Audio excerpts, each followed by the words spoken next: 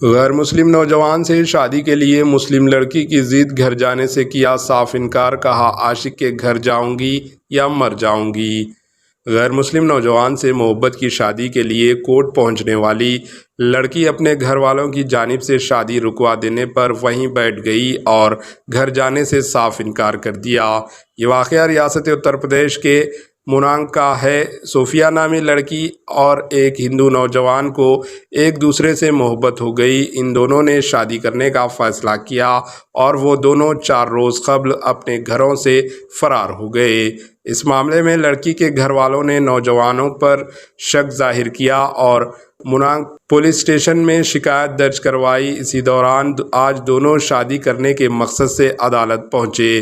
لڑکی کے گھر والوں اور پولیس کو شک تھا کہ وہ دونوں شادی کرنے عدالت سے رجوع ہو سکتے ہیں۔ وہ وہاں نظر رکھے ہوئے تھے۔ اسی دوران لڑکی کے گھر والوں کو اطلاع ملی کہ لڑکا اور لڑکی عدالت آئے ہوئے ہیں۔ وہ پولیس کے پاس پہنچ گئے۔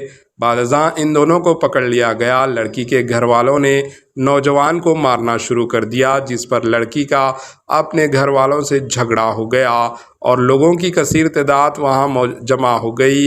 ہنگامہ آرائی کے درمیان نوجوان کسی طرح ان کے چنگل سے بچ نکلنے میں کامیاب ہو گیا اور وہاں سے فرار ہو گیا۔ لڑکی اسے پکارتی رہی لیکن نوجوان نے اس کی ایک نہ سنی۔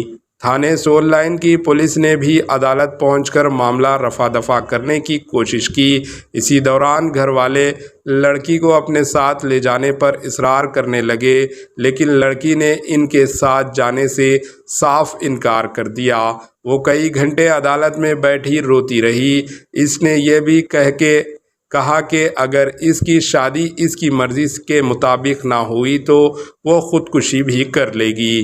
پولیس اور گھر والے لڑکی کو سمجھاتے رہے لیکن وہ اپنی ضد پر قائم رہی۔ اس نے یہاں تک کہہ دیا کہ وہ یا تو اپنے عاشق کے گھر جائے گی یا مر جائے گی۔ Bureau report, AHN news.